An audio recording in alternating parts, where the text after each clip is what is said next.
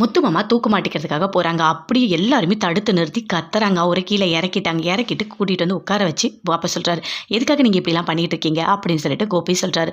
முத்து மாமா நல்லா தெரிஞ்சுக்கங்க, வாழ்க்கைன்னு இருந்தால் எல்லாமே தான் நடக்கும், அதை நம்ம வந்து தாங்கி தான் ஆகணும், அதுக்காக நீங்கள் சாகணுமா அப்படின்னு சொல்கிறாரு.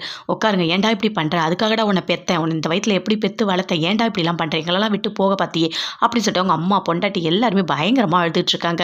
அப்போ சொல்கிறாங்க ராதிகாவும், ஏன்னா இப்படிலாம் பண்ணுற அப்படின்னு சொல்லிட்டு அவங்களும் பயங்கரமாக ஃபீல் பண்ணிட்டு இருக்காங்க.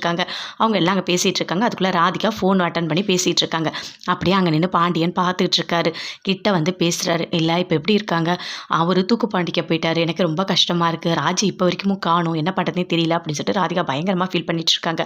அப்போ பாண்டியன் சொல்கிறாங்க, ஊர் உலகத்தில் எல்லாரும் சொல்லுவாங்க எவ்வளோ பெரிய கஷ்டத்தெல்லாம் இவர் பார்த்தவர், இவருக்கு இதெல்லாம் என்ன பெரிய விஷயமா அப்படின்னு சொல்கிறாரு. இல்லை அவரால் தாங்கிக்க முடியல, என்ன தாங்கிக்க முடியல, அதுக்காக இப்படி தான் பண்ணுவாங்களா அப்படின்னு சொல்லிட்டு பாண்டியன் சொல்லிட்டு இருக்காரு. அதுக்குள்ளே கரெக்டாக கோமதியோட தம்பி வந்துட்டாரு.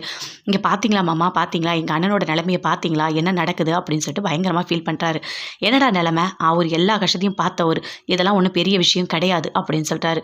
ஆமாம், அவரை பார்த்தாலே உங்களுக்கு பிடிக்காது, ஆனால் அவருக்கு ஒரு கஷ்டம்னா நீங்கள் வந்து ஃபஸ்ட்டு பறிஞ்சு நின்று பேசுகிறீங்க அப்படின்னு சொல்லிட்டு கேட்குறாரு. அப்போ அப்படியே பார்த்துட்ருக்காரு பாண்டியன். ஈஸ்வரி சரிவா போகலாம் அப்படின்னு சொல்லிட்டு செடியன் கிட்ட சொல்கிறாங்க. அப்போ பாக்கியா பேசுகிறாங்க, அத்தை என்ன நீ பேசாத தயவு செய்து பேசாத, என்ன பண்ணி வச்சிருக்க, என் அத்தெல்லாம் நீ கூப்பிடவே கூப்பிடாத, அந்த குழந்தை கொடுத்து அனுப்பிட்டல, நான் எவ்வளோ கஷ்டப்பட்டு அந்த குழந்தை தூக்கிட்டு வந்தேன், எங்கள் வீட்டு குழந்தை ஏன் இப்படிலாம் பண்ண, நீ வீட்டுக்கு வா உனக்கு இருக்குது அப்படின்னு சொல்லிட்டு பயங்கரமாக திட்டுறாங்க ஈஸ்வரி. அதுக்கு பாக்கியா சொல்கிறாங்க, அத்தை நீ பேசாதன்னு சொல்கிறேன்ல, செடியா வா போகலாம் அப்படின்னு சொல்லிட்டு அங்கேருந்து கிளம்புறாங்க. சரிம்மா நான் போயிட்டு வரேன் அப்படின்னு சொல்லிட்டு செடியன் கிளம்புறாரு. 2 பேருமே அங்கேருந்து கிளம்புறாங்க. பாக்கியாவை கூட்டிகிட்டு எழில் உள்ள வராரு.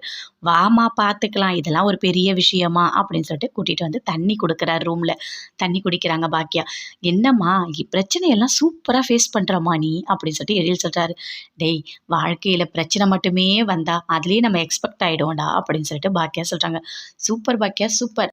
ஆமாம் செடியனுக்கு கால் போகவே இல்லை, எப்படி இதெல்லாம் பண்ண அப்படின்னு சொல்லிட்டு கேட்குறாரு. இல்லை நான் வந்துட்டு மெசேஜ் அனுப்பினேன் அப்படின்னு சொல்லிட்டு பாக்கியா சொல்கிறாங்க.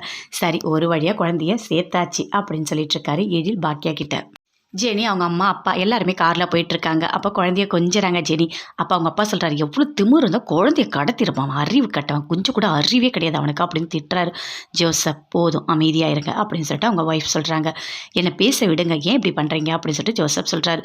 சரி ஃபங்க்ஷனுக்கு வந்தவங்கலாம் ஃபோன் பண்ணி கேட்குறாங்க, இந்நேரம் ஞானஸ்தானம் முடிஞ்சிருக்கணும், என்ன பண்ணிகிட்ருக்கீங்க, நாங்கள் ஊருக்கு போகட்டுமா வேணாமான்னு கேட்குறாங்க அப்படின்னு சொல்லிட்டு ஜோசப் சொல்கிறாரு.